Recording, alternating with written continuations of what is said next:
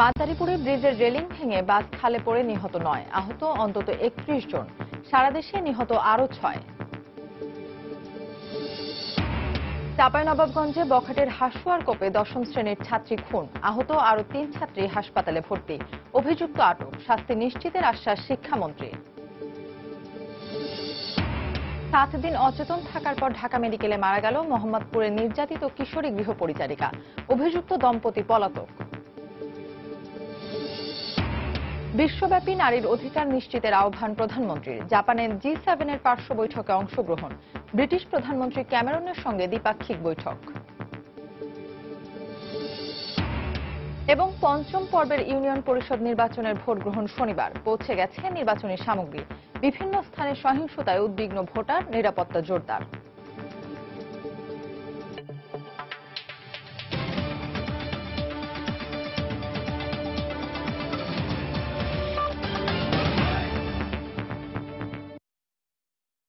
প্রবাসের সময় সঙ্গে আছে আমি ফামিদা মৌটুসী। মাদারীপুরে ব্রিজের রেলিং ভেঙে একটি যাত্রীবাহী বাস খালে পড়ে ৯ জন নিহত হয়েছেন। এ ঘটনায় আহত হয়েছেন কমপক্ষে ৩১ জন।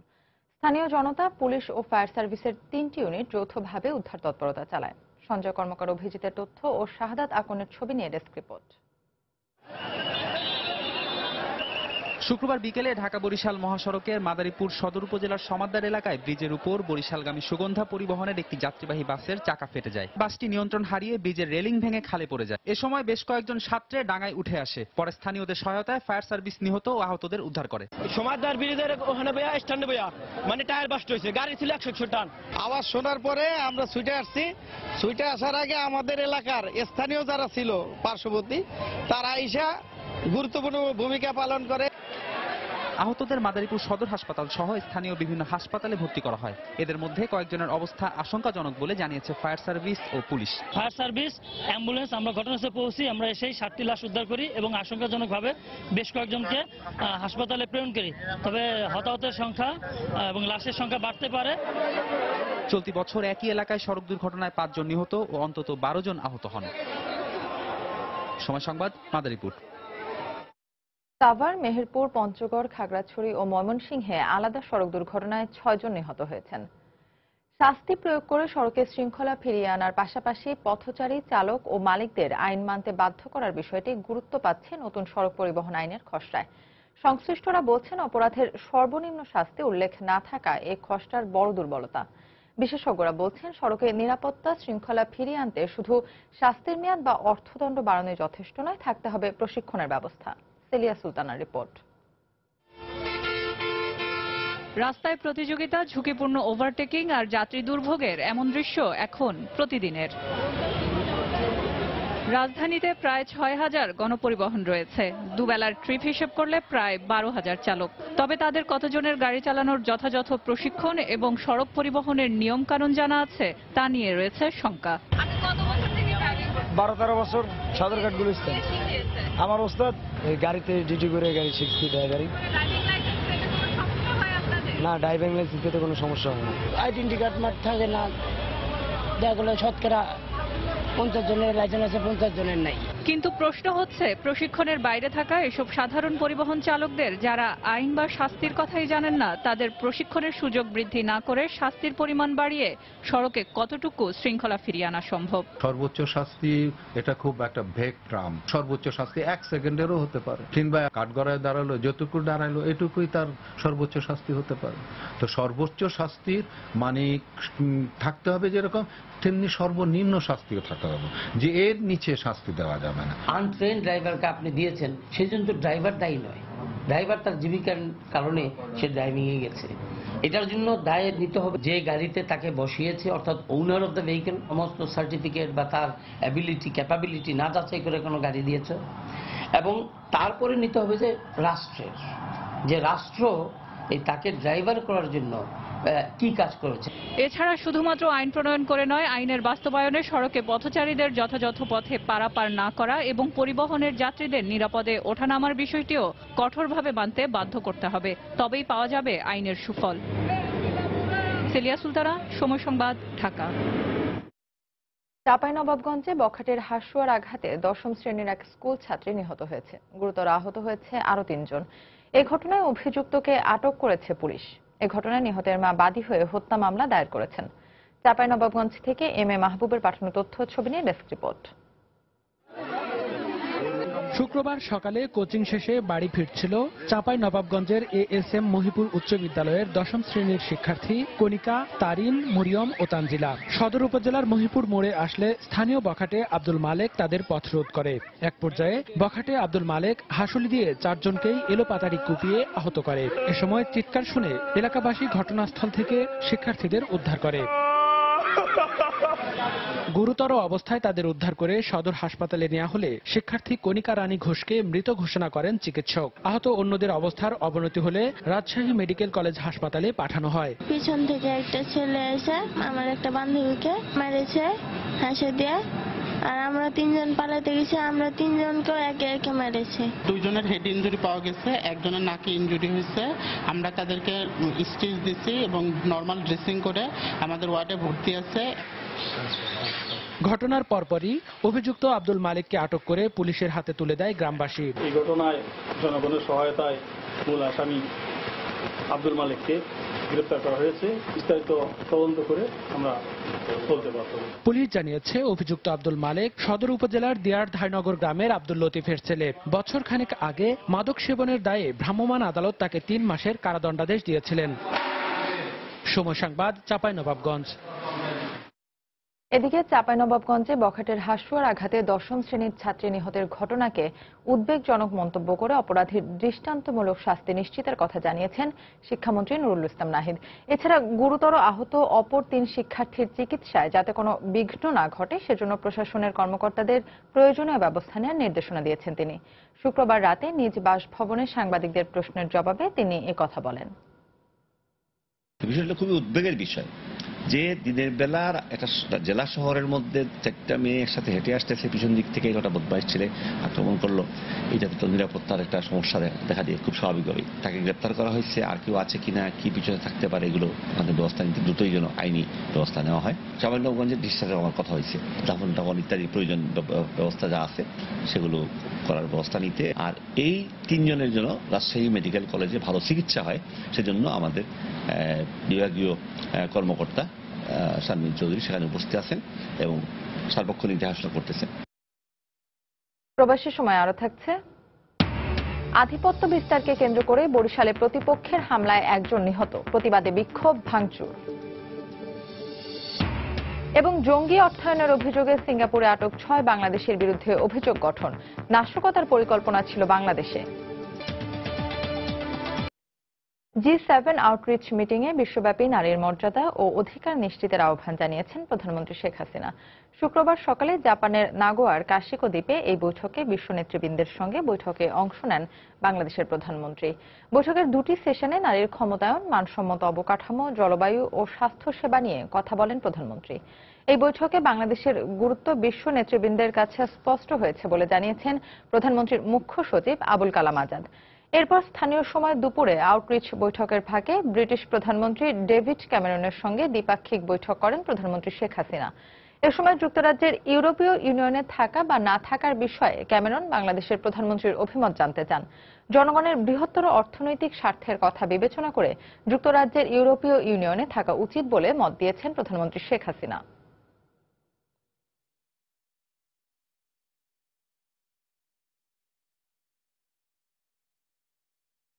পঞ্চম পর্বের ইউনিয়ন পরিষদ নির্বাচনের ভোট গ্রহণ শনিবার। এ দফায় নির্বাচন হবে 720টি ইউনিয়নে। সম্পন্ন হয়েছে ভোট গ্রহণের সব প্রস্তুতি। নির্বাচনী কর্মকর্তাদের হাতে তুলে দেওয়া হয়েছে প্রয়োজনীয় সামগ্রী। কেন্দ্রগুলোতে মোতায়েন করা হয়েছে অতিরিক্ত পুলিশ, র্যাব ও আনসার সদস্য। ব্যুরো প্রতিবেদক ও জেলা প্রতিনিধিদের পাঠানো তথ্য ছবি নিয়ে ডেস্ক রিপোর্ট। জুমার নামাজের পর থেকে রাজশাহীর চারঘাট উপজেলায় শুরু হয় নির্বাচনী সরঞ্জাম বিতরণ। নিজ নিজ ভোট কেন্দ্রের পক্ষে ব্যালট বক্স, পেপার, কালিসহ সরঞ্জামাদি বুঝে নেন প্রিজাইডিং কর্মকর্তারা। সেখান থেকে আইন শৃঙ্খলা বাহিনীর সহায়তায় পৌঁছে দেওয়া হয় নির্বাচনী সামগ্রী। ফেনীর দাগনভূঞা উপজেলার একটি ইউনিয়নে ইতোমধ্যে বিনা প্রতিদ্বন্দ্বিতায় চেয়ারম্যান প্রার্থী নির্বাচিত হয়ে যাওয়ায় এ ধাপে নির্বাচন হবে 5টি ইউনিয়নে, যেখানে 1,04,051 জন ভোটারের বিপরীতে লড়াই করছেন 27 জন চেয়ারম্যান প্রার্থী। শান্তিপূর্ণ এবং সুষ্ঠু নির্বাচন উৎসবমুখর পরিবেশে উপহার দিতে পারবো এবং ভোট কেন্দ্রে যাতে কোনো প্রকার কোনো অপ্রীতিকর ঘটনা না ঘটে এবং প্রকৃত ভোটাররা যাতে ভোট দিয়ে নির্বিঘ্নে ঘরে ফিরতে পারে, আমরা প্রশাসনের পক্ষ থেকে সেই ব্যাপারে জোর প্রচেষ্টা চালিয়ে যাচ্ছি। এদিকে নবগঠিত সিলেটের ওসমানীনগর ইউপিতে প্রথমবারের মতো কোনো নির্বাচন অনুষ্ঠিত হওয়ায় সকাল থেকেই ছিল বাড়তি উৎসবের আমেজ। ভোট উপলক্ষে যে কোনো পরিস্থিতি নিয়ন্ত্রণে প্রতিটি কেন্দ্রে পর্যাপ্ত সংখ্যক পুলিশ, আনসার ও ভিডিপি সদস্য মোতায়েন থাকবে বলে জানিয়েছেন জেলা নির্বাচনী কর্মকর্তা। আমরা মালামাল দুপুরে রিসিভ করেছি এবং আমরা চলে আসছি কেন্দ্রে। এখন আমরা গুছিয়ে নিচ্ছি, যদিও আমরা আগে একবার দেখে গিয়েছি, এখানে পরিবেশ খুব ভালো আছে, সুন্দর আছে। নির্বাচনকে আমরা সুষ্ঠু, অবাধ ও নিরপেক্ষ এবং উৎসবমুখর করার লক্ষ্যে প্রতিটা কেন্দ্রে এবং আমরা 5 স্তরের নিরাপত্তা নিশ্চিত করছি। বগুড়া ও দিনাজপুরেও সকাল থেকেই উপজেলা নির্বাচন কর্মকর্তার কার্যালয় থেকে ব্যালট বক্স ও অন্যান্য সরঞ্জাম পাঠানো শুরু হয়েছে বিভিন্ন কেন্দ্রে। সহিংসতা মোকাবেলায় শনিবার র্যাব পুলিশের পাশাপাশি স্ট্রাইকিং ফোর্স হিসেবে মাঠে থাকবে বিজিবি। আমাদের প্রত্যেকটি প্রিসাইডিং অফিসার, পোলিং অফিসার বিষয়ে আমাদের গোয়েন্দা রিপোর্ট এসেছে। সেই তার ভিত্তিতে আমরা মনে করি যে সকলেই দক্ষতার সাথে এই নির্বাচনটা সম্পন্ন করতে সক্ষম হবে। এছাড়া ব্রাহ্মণবাড়িয়া, সিরাজগঞ্জ, নাটোর, চাঁদপুর সহ বিভিন্ন জেলাতেও রিটার্নিং কর্মকর্তাদের হাতে বুঝিয়ে দেওয়া হয়েছে তাদের নির্বাচনী উপকরণ। নিয়ন মোহাইমিন, সময় সংবাদ। এদিকে নির্বাচন পূর্ববর্তী সহিংসতায় কুষ্টিয়ায় একজন মারা গেছেন। এছাড়া দেশের বিভিন্ন স্থানে আহত হয়েছেন আরো অন্তত 19 জন। বৃহস্পতিবার রাতে কুষ্টিয়ায় সদর উপজেলার আইলচারা এলাকায় শাহিন নামে এক যুবককে কুপিয়ে জখম করে দুর্বৃত্তরা। পরে হাসপাতালে চিকিৎসাধীন অবস্থায় মারা যান তিনি। চট্টগ্রামে বিকেলে 2 চেয়ারম্যান প্রার্থীর সমর্থকদের সংঘর্ষের মাঝে পড়ে 6 মাসের অন্তঃসত্ত্বা এক মায়ের গর্ভপাত হয়। এছাড়া নড়াইল ও ঝিনাইদহে সংঘর্ষে 10 জন গুলিবিদ্ধ হন।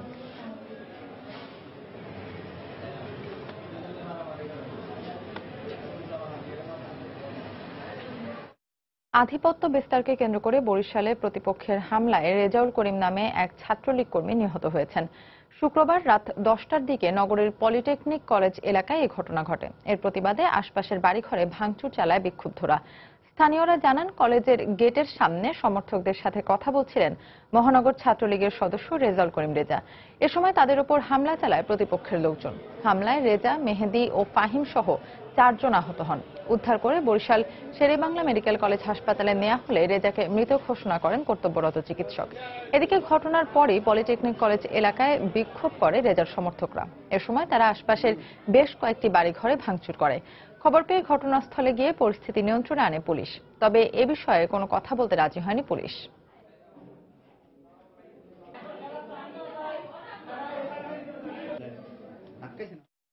প্রবাসের সময় আরো থাকছে। রাজভবনে নয়, এবার রাজপথের শপথ নিলেন তৃণমূল নেত্রী মমতা। রেড রোডের এই আয়োজনে উপস্থিত ছিলেন বাংলাদেশ সহ বিভিন্ন দেশের প্রতিনিধি। 7 দিন অচেতন থাকার পর ঢাকা মেডিকেলে মারা গেল রাজধানীর মোহাম্মদপুরে নির্যাতনের শিকার কিশোরী গৃহপরিচারিকা হাসিনা খাতুন। শুক্রবার সকাল 10:30টার দিকে তার মৃত্যু হয়। নিহত কিশোরীর শরীরে নির্যাতনের অসংখ্য দাগ পাওয়া গেছে বলে জানিয়েছেন চিকিৎসক। ঘটনার পর থেকেই অভিযুক্ত দম্পতি পলাতক রয়েছে। তাদের ধরতে সব ধরনের চেষ্টা চলছে বলে জানিয়েছে পুলিশ। আদরের বড় মেয়ের অকাল মৃত্যুতে শোকে পাথর সালমা বেগম। নির্বাক চেয়ে থাকা ছাড়া কিছুই যেন করার নেই তার। দারিদ্র্যের কষাঘাতে জর্জরিত সংসারে একটুখানি সচ্ছলতার আশায় মাস 4 আগে মোহাম্মদপুরের ব্যবসায়ী শরীফুল ইসলামের বাসায় মেয়ে হাসিনা খাতুনকে কাজে দেন সালমা বেগম। দীর্ঘ এই সময়ে বেশ কয়েকবার যোগাযোগ হলেও জানতেন না নির্যাতনের কথা।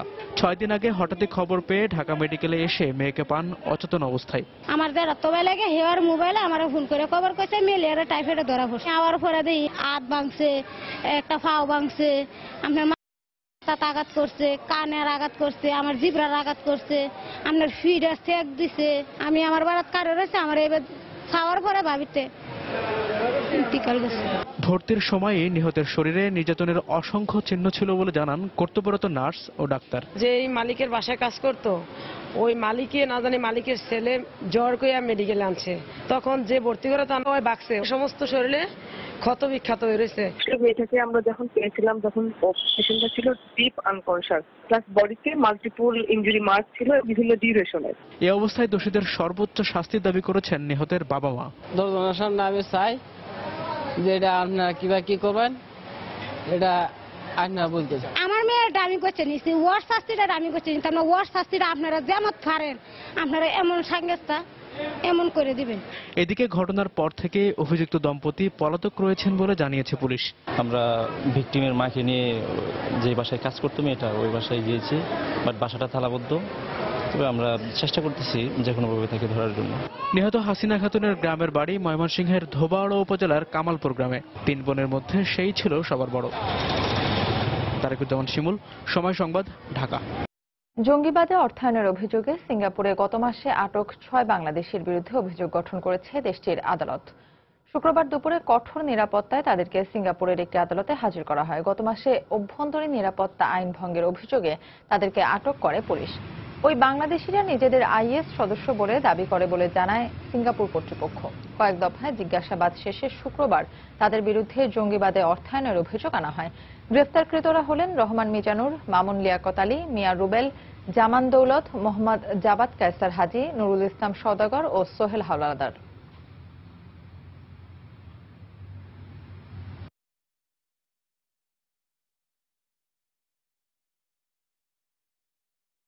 ইসরায়েলের গোয়েন্দা সংস্থা মোসাদের কথিত এজেন্ট মেহেদি সাফাদি এবং বিএনপি নেতা আসলাম চৌধুরীর মধ্যে বৈঠকের বিষয়ে বিস্ময়কর তথ্য মিলেছে বলে জানিয়েছেন স্বরাষ্ট্রমন্ত্রী আসাদুজ্জামান খান কামাল।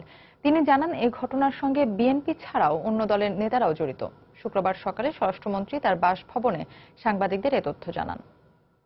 দেশকে একটা অস্থিতিশীল পরিবেশ তৈরি করা এবং এই দেশের সরকারকে একটা চ্যালেঞ্জের মুকাবিলা করার জন্য তারা একটা ষড়যন্ত্র করার একটা প্রক্রিয়া তাদের ছিল। তবে এইটুকু আমরা বলতে পারি, তিনি একা নন, তার সঙ্গে আরো অনেকেই আছেন। আমাদের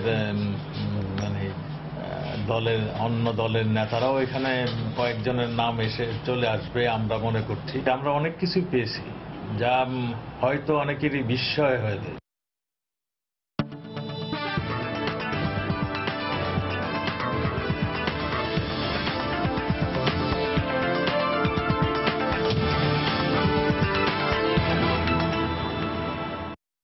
দেশের সড়ক পরিবহন ব্যবস্থার প্রসার ঘটলেও কমেনি যানজট, বাড়েনি যাত্রী সেবার মান। যোগাযোগ বিশেষজ্ঞরা বলছেন, সাধারণ সড়ক পরিবহন ব্যবস্থায় এ সংকটের সমাধান মিলবে না।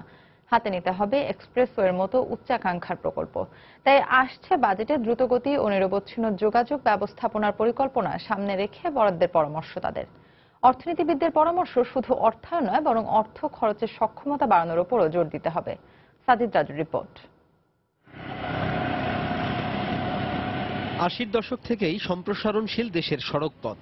দেশি ও বিদেশি অর্থায়নে দেশের আনাচে কানাচে সড়ক পৌঁছে গেছে ঠিকই, কিন্তু একবিংশ শতাব্দীর যোগাযোগ ব্যবস্থার উপযোগী নিরবচ্ছিন্ন সড়ক ব্যবস্থা গড়ে ওঠেনি, বরং বেড়ে চলেছে যানজট ও ভোগান্তি। অথচ এ খাতে বিনিয়োগ থেমে থাকেনি। যোগাযোগ বিশেষজ্ঞরা বলছেন, এসবই সমন্বিতভাবে বিনিয়োগ না হওয়ার ফল। বিনিয়োগ হচ্ছে কিন্তু সমন্বিতভাবে হচ্ছে না, ইন্টিগ্রেটেড হচ্ছে না। এক টিকেটেই রেল, নৌ এবং সড়ক ব্যবহার করার এই যে সমন্বিত উদ্যোগগুলি, এটা নাই। আছে বিচ্ছিন্ন উদ্যোগ। সড়কের মতন ডেভেলপ হয়ে যাচ্ছে, রেলের মতো ডেভেলপ হয়ে যাচ্ছে। উন্নত দেশ তো বটেই, এশিয়ার অনেক দেশ এগোচ্ছে এক্সপ্রেসওয়ের দিকে। দ্রুত গতির সঙ্গে এগিয়ে যাচ্ছে সেসব দেশের অর্থনীতিও। তাই বিশ্লেষকরা বলছেন, সময় এসেছে উন্নত দেশের যোগাযোগ ব্যবস্থার সঙ্গে সঙ্গতি রেখে পদক্ষেপ নেয়ার। আমরা তো এখন কিছুটা অস্থির বলা যায় যে আমরা আরো দ্রুত এগিয়ে যেতে চাচ্ছি। আমরা আমাদের অনেকগুলো লক্ষ্যমাত্রা আমাদের সামনে আমরা ধরে রেখেছি। এগুলো অর্জন করার জন্য একটা বড় যে কন্ট্রিবিউশন আসবে সেটা হচ্ছে ইনফ্রাস্ট্রাকচারের কাছ থেকে। এবং এই ইনফ্রাস্ট্রাকচারের যদি আমরা সেই হিসেবে যদি একটা সাপ্লাইটা না আসে, তাহলে আমাদের এই লক্ষ্যমাত্রাগুলো অর্জন করা খুব কঠিন হয়ে পড়বে। দ্রুতগতির অবকাঠামোর জন্য আমাদের সুনির্দিষ্ট বাজেট রাখতে হবে। যেমন আমরা এখনো ইলেকট্রিফিকেশনেই যাই নাই। প্রায় 3.25 লক্ষ যেই সড়ক ব্যবস্থাটা আছে, সড়ক নেটওয়ার্কটা আছে, এইটা সুষ্ঠু রক্ষণাবেক্ষণের জন্য প্রয়োজনীয় অর্থায়ন দেওয়া পাশাপাশি গুণগত মানের অবকাঠামো নির্মাণের জন্য সুনির্দিষ্ট করিডোরগুলিতে ধারাবাহিকভাবে বাজেটের মাধ্যমে সড়কের ধমনী নেটওয়ার্কটা তৈরি করতে হবে। রক্ষণাবেক্ষণের অভাবে দ্রুত নষ্ট হয় সড়ক, দুর্নীতি সহ নানা কারণে বরাদ্দকৃত অর্থের হয় অপব্যয়। তাই আসছে বাজেটে সড়ক যোগাযোগে সুনির্দিষ্ট নির্দেশনাও চান অর্থনীতিবিদ ও যোগাযোগ বিশেষজ্ঞরা। সাজিদ রাজু, সময় সংবাদ, ঢাকা। এবার প্রবাসের খবর। 15তম ওআইসি বাণিজ্য মেলায় প্রথমবারের মতো অংশ নিয়ে বাংলাদেশ প্যাভিলিয়ন পুরস্কৃত হয়েছে।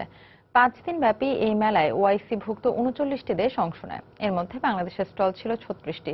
প্রায় 448 বর্গমিটার জায়গা জুড়ে এই স্টলগুলো নিয়ে বিশাল প্যাভিলিয়ন নির্মাণ করে বাংলাদেশ, যেখানে লোক সমাগম হয়েছিল চোখে পড়ার মতো। বিস্তারিত সৌদি প্রতিনিধি আরিফুর রহমানের প্রতিবেদনে। সৌদি আরবে ওআইসি বাণিজ্য মেলায় এবার প্রথমবারের মতো অংশগ্রহণ করে সাড়া ফেলে দিয়েছে বাংলাদেশ। স্টলগুলোর মধ্যে সবার পছন্দের শীর্ষে ছিল এগ্রোফুড, লেদার, জুট, টেক্সটাইল ও প্লাস্টিক সামগ্রী। মেলার মাধ্যমে বাংলাদেশি পণ্য যেমন বহির্বিশ্বে পরিচিতি পেয়েছে, তেমনি তাৎক্ষণিক অর্ডারের মাধ্যমে চামড়াজাত পণ্য, খাদ্য সামগ্রীর বিপুল ব্যবসা সম্প্রসারণের সুযোগ সৃষ্টি হয়েছে বলে জানান ব্যবসায়ীরা। ক্যারাবিয়ান কনজিউমার যারা এই মেলায় মেইন ভিজিটর, তারা কিন্তু আমাদের প্রোডাক্ট ট্রাই করে দেখতেছে এবং তারা কিন্তু পছন্দ করতেছে এবং তারা কিন্তু আমাদের এখান থেকে কিনে নিয়ে যেতেছে। আমরা যে দিনকে দিন বাংলাদেশ অনেক এগিয়ে যাচ্ছে। চতুর্থ দিনে মেলার আয়োজকরা অংশগ্রহণকারীদেরকে পুরস্কৃত করেন। প্রথমবারের মতো অংশ নিয়ে বাংলাদেশ প্যাভিলিয়ন অর্জন করে তৃতীয় স্থান। ওআইসির বাণিজ্য সংগঠনের কর্মকর্তারা বাংলাদেশ দূতাবাসের ইকোনমিক কাউন্সিলর এবং ইপিবির প্যাভিলিয়ন পরিচালকের কাছে এই ট্রফি হস্তান্তর করেন। আজকে আমরা তৃতীয় স্থান অধিকার করতে পেরেছি। ইনশাআল্লাহ আগামীতে আমাদের টার্গেট থাকে প্রথম স্থান। বিভিন্ন সরকারি এবং প্রাইভেট প্রতিষ্ঠান প্রত্যেকটি স্টলেই আপনাকে সুন্দরভাবে তারা প্রেজেন্ট করেছে। বাংলাদেশ এখানে সৌদি আরবে 39টা রাষ্ট্রের সাথে প্রতিযোগিতা করে 3 নম্বর স্থানে অবতরণ করেছে। এটা আমাদের জন্য আমি মনে করি একটা সৌভাগ্য। বাংলাদেশি পণ্যের ব্যাপারে সৌদি আরবের ব্যবসায়ীদের আগ্রহ রয়েছে উল্লেখ করে মেলায় অংশগ্রহণকারীরা জানান, অনেকেই এসব পণ্য আমদানির ইচ্ছা প্রকাশ করেছে। রপ্তানি উন্নয়ন ব্যুরোর ভাষ্যমতে মেলায় অংশ নেওয়া বাংলাদেশি প্রতিষ্ঠানগুলো বিপুল অঙ্কের রপ্তানি আদেশ পেয়েছে। মেলায় অংশগ্রহণের ফলে সৌদি আরবে বাংলাদেশি পণ্যের রপ্তানি আরো বাড়বে বলে আশা করা হচ্ছে। আমরা ফার্স্টই হয়েছি, কারণ প্রথম প্রাইজটি সৌদি আরবের কাছে গেছে যারা হোস্ট নেশন, এবং সেকেন্ড প্রাইজটি পেয়েছে মোরাক্কো, যেখানে ওআইসির হেড অফিস। সো তারপরে নিউট্রাল কান্ট্রির মধ্যে আমরাই ফার্স্ট হয়েছি। সাউদির প্রোডাক্টগুলি এবং মানসম্মত, এবং এগুলি সৌদি আরবে যে আমরা বিজনেস করতেছি তারা অনেকে জানতো এই মেলার কারণে সবাই জানতে পারছে। 22 মে রিয়াদের গভর্নর যুবরাজ ফয়সাল মেলার উদ্বোধনের পর বাংলাদেশ প্যাভিলিয়নটি বাণিজ্য মন্ত্রী তোফায়েল আহমেদ উদ্বোধন করেন। আরিফুর রহমান, সময় সংবাদ, সৌদি আরব। বাংলাদেশি ব্যবসায়ীদের জন্য প্যারিস অত্যন্ত উপযোগী ও নির্ভরযোগ্য স্থান উল্লেখ করে তাদেরকে সব ধরনের সহযোগিতার আশ্বাস দিয়েছেন প্যারিসের অঞ্চল 10-এর মেয়র রেমি ফেরো। বুধবার প্যারিসের স্থানীয় একটি হোটেলে আয়োজিত মতবিনিময় সভা ও মধ্যাহ্নভোজের অনুষ্ঠানে তিনি কথা বলেন। এতে প্রধান অতিথি হিসেবে উপস্থিত ছিলেন মেয়র রেমি ফেরো। অনুষ্ঠানে বিশেষ অতিথি হিসেবে উপস্থিত ছিলেন ফ্রান্সে নিযুক্ত বাংলাদেশের রাষ্ট্রদূত এম শহীদুল ইসলাম, ব্যবসায়ী ফোরামের সহ সভাপতি রিপন বড়ুয়া সহ প্যারিস 10-এর ব্যবসায়ীরা। ফ্রান্স বাংলাদেশ বিজনেস ফোরাম এই মতবিনিময় সভার আয়োজন করে।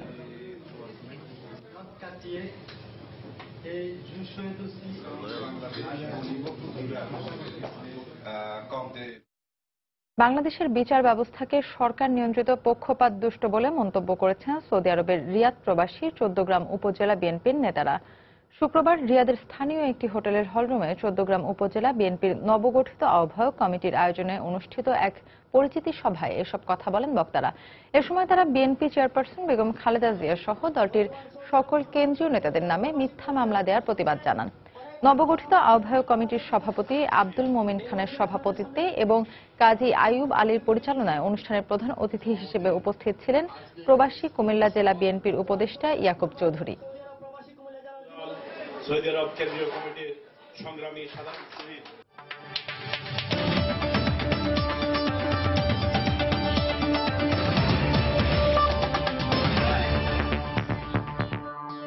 ব্র্যাক ব্যাংক সমকাল সাহিত্য পুরস্কার 2015 পেয়েছেন কবি নির্মলেন্দু গুণ, শিক্ষক রাজকুমার সিংহ ও তরুণ সাহিত্যিক সকৃত নোমান।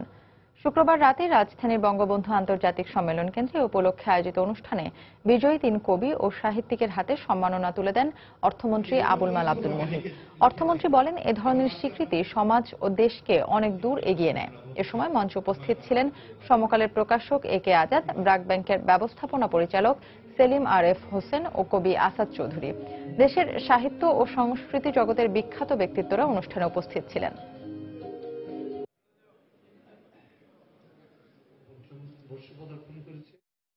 বাংলাদেশের ঐতিহ্য ও সংস্কৃতি আলোকচিত্রের মাধ্যমে বিশ্ব দরবারে তুলে ধরতে যুব সম্প্রদায়কে সম্পৃক্ত করে প্রতিযোগিতার উদ্যোগ নিয়েছে সুইজারল্যান্ড দূতাবাস। শুক্রবার বিকেলে রাজধানীর বারিধারায় সুইস রাষ্ট্রদূতের বাসভবনে এক আলোকচিত্র প্রদর্শনীতে এই তথ্য জানানো হয়। 2 দিনব্যাপী ওই প্রদর্শনীতে আলোকচিত্র শিল্পী জিএমবি আকাশের বেশ কটি আলোকচিত্রে বাংলাদেশের ঐতিহ্য ও সংস্কৃতি তুলে ধরা হয়। অনুষ্ঠানে বাংলাদেশে নিযুক্ত বেশ কটি দূতাবাসের অতিথি সহ বাংলাদেশে বসবাসরত সুইস নাগরিকরা ঘুরে ঘুরে প্রদর্শনী উপভোগ করেন। এ সময় ঢাকায় নিযুক্ত সুইস রাষ্ট্রদূত ক্রিস্টিয়ান পচ জানান, বাংলাদেশি ঐতিহ্যকে কেন্দ্র করে বাংলাদেশের তরুণ আলোকচিত্রীদের আরও অভিজ্ঞ করতে কর্মশালা ও প্রতিযোগিতা আয়োজন করেছে সুইস দূতাবাস।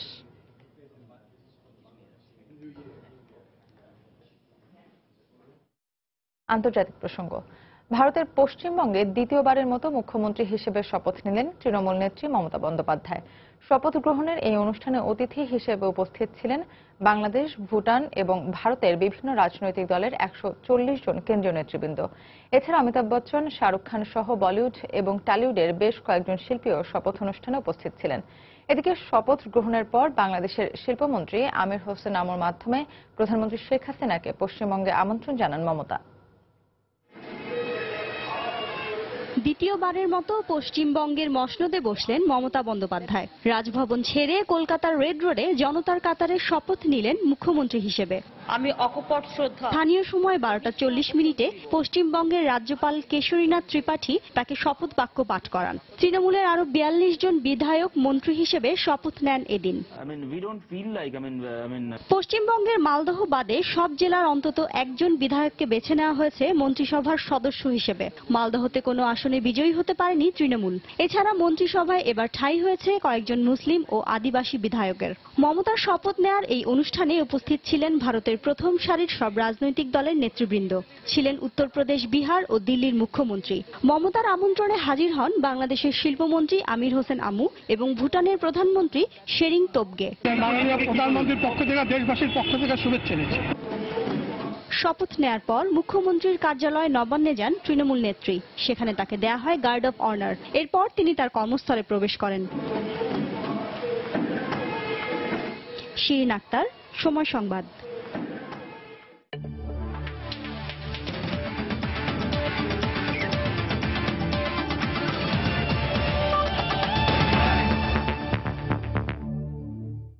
খেলার খবর। ভারতের ঘরোয়া ক্রিকেটের জনপ্রিয় আসর আইপিএল শেষ করে ঢাকায় ফিরেছেন দেশসেরা অলরাউন্ডার সাকিব আল হাসান। নিজের পারফরমেন্স নিয়ে খুব বেশি সন্তুষ্ট না হলেও সবসময় নিজের সেরাটা দেওয়ার চেষ্টাই করেছেন বলে জানিয়েছেন তিনি। দেশে ফিরে বিমানবন্দরে একথা জানিয়েছেন কলকাতা নাইট রাইডার্সের হয়ে খেলা এই টাইগার অলরাউন্ডার। টিমের জন্য ভালো, আমার পার্সোনাল দিক থেকে হয়তো আরো অনেক ভালো করার সুযোগ ছিল, বাট সবসময় যেরকম মানুষ চাই সেভাবে হবে না।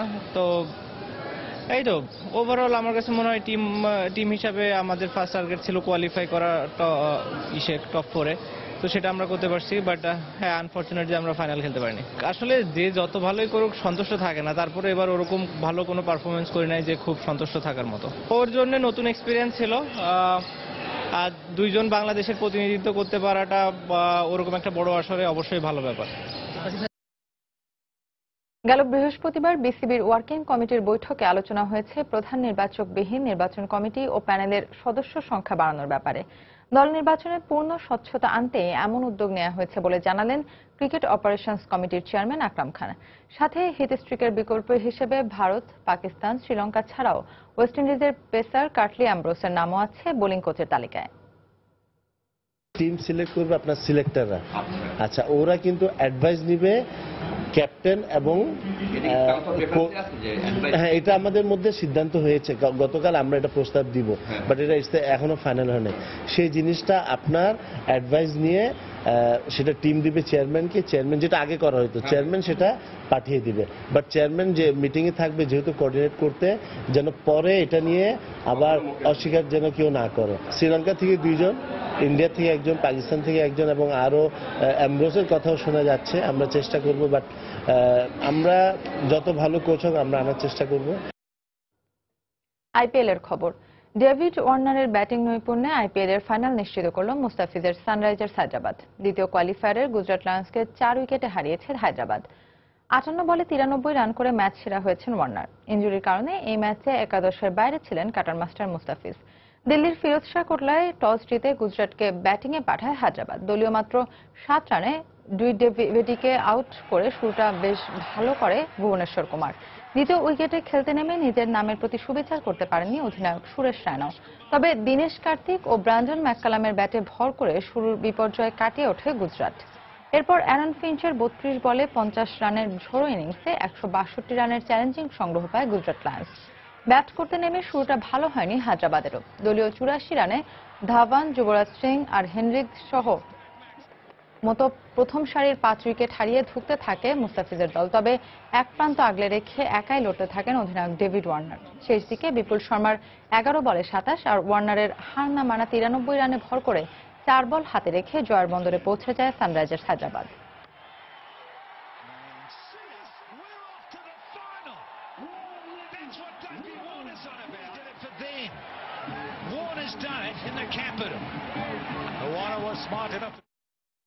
এ পর্যায়ে জাপানের গ্লাস মিউজিয়াম নিয়ে একটি বিশেষ প্রতিবেদন। আয়না শুধু চেহারা দেখার জন্য নয়, আয়নাও হয়ে উঠতে পারে সাধারণের জন্য দর্শনীয় বস্তু, এমনকি শিক্ষার্থীদের কাছে গবেষণার বিষয়ও।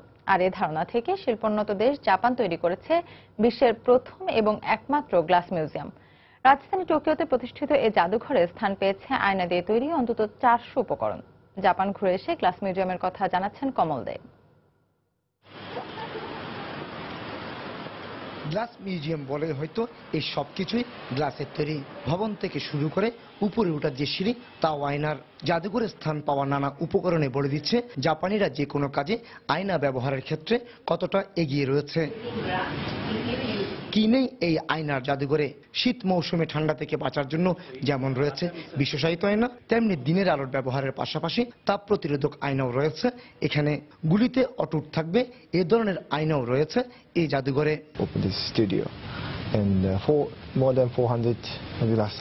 এখানে 400-রও বেশি ধরনের কাচের উপকরণ রয়েছে।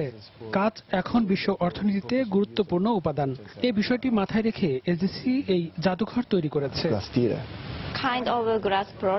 জাদুঘরে তাপ প্রতিরোধক গ্লাসের পাশাপাশি সৌর বিদ্যুৎ উৎপাদন করতে পারে এমন গ্লাসও রাখা হয়েছে। পরিবেশের দিকটি মাথায় রেখেই গ্লাস তৈরি করা হচ্ছে এখানে। বিশ্বখ্যাত গ্লাস নির্মাতা প্রতিষ্ঠান জাপানের আসাহি গ্লাস কোম্পানি টোকিওতে নিজস্ব উদ্যোগে তৈরি করেছে এই গ্লাস মিউজিয়াম। অন্যান্য দেশের গ্লাস ব্যবসায়ীরাও আসেন এই জাদুঘর দেখার জন্য। বিভিন্ন দেশ থেকে পর্যটকরা গ্লাস জাদুঘর দেখতে আসে। তারা এসে খুব মজা পায়। গ্লাস নিয়ে এখানে গবেষণা করা হয়, আর গবেষণার বিষয়টিকে প্রাধান্য দিয়েই এই জাদুঘর গড়ে তোলা হয়েছে। পৃথিবীর মোট চাহিদার 50% গ্লাস সরবরাহ করে আসাহি গ্লাস কোম্পানি। এর মধ্যে রয়েছে ভবনে ব্যবহৃত ফ্লোর গ্লাস, যানবাহনে ব্যবহৃত অটোমোটিভ গ্লাস এবং মোবাইল, স্মার্টফোন ও ট্যাবে ব্যবহৃত ইলেকট্রনিক্স গ্লাসও। বলা হয় থাকে মনের প্রতিচ্ছবি বেশি ওঠে আয়নায়। নিশ্চয়ই আয়নাকে ব্যবহার করা যায় শিল্প এবং বাণিজ্যে, এবং তা করে দেখালো জাপান, এবং তার উৎকৃষ্ট উদাহরণ হলো এই আয়না মিউজিয়াম। জাপানের টোকিও থেকে কমল দে, সময় সংবাদ। এ পর্যায়ে শীর্ষ সংবাদ জানিয়ে দিচ্ছি আরেকবার। মাদারীপুরে ব্রিজের রেলিং ভেঙে বাস খালে পড়ে নিহত 9, আহত অন্তত 31 জন। সারা দেশে নিহত আরো 6। চাঁপাইনবাবগঞ্জে বখাটের হাসুয়ার কোপে 10ম শ্রেণীর ছাত্রী খুন, আহত আরো 3 ছাত্রী হাসপাতালে ভর্তি। অভিযুক্ত আটক, শাস্তি নিশ্চিতের আশ্বাস শিক্ষামন্ত্রীর। 7 দিন অচেতন থাকার পর ঢাকা মেডিকেলে মারা গেল মোহাম্মদপুরে নির্যাতিত কিশোরী গৃহপরিচারিকা। অভিযুক্ত দম্পতি পলাতক। বিশ্বব্যাপী নারীর অধিকার নিশ্চিতের আহ্বান প্রধানমন্ত্রীর। জাপানে G7 এর পার্শ্ব বৈঠকে অংশগ্রহণ। ব্রিটিশ প্রধানমন্ত্রী ক্যামেরনের সঙ্গে দ্বিপাক্ষিক বৈঠক। এবং পঞ্চম পর্বের ইউনিয়ন পরিষদ নির্বাচনের ভোট গ্রহণ শনিবার। পৌঁছে গেছে নির্বাচনী সামগ্রী। বিভিন্ন স্থানে সহিংসতায় উদ্বিগ্ন ভোটার, নিরাপত্তা জোরদার। এই ছিল প্রবাসের সময়। যে কোনো খবর পেতে ভিজিট করুন সময়নিউজ.tv। যে কোনো বাংলা লিংক, রবি ও সিটিসেল নম্বর থেকে সময় সংবাদের খবর, অনুষ্ঠান সূচি জানতে এবং যে কোনো তথ্য সময় সংবাদকে জানাতে ডায়াল করুন 16242 নম্বরে। এছাড়া এইমাত্র পাওয়া খবর মোবাইলে পেতে SMS করুন *SN লিখে পাঠিয়ে দিন 16242 নম্বরে। সঙ্গে থাকুন সময়ে।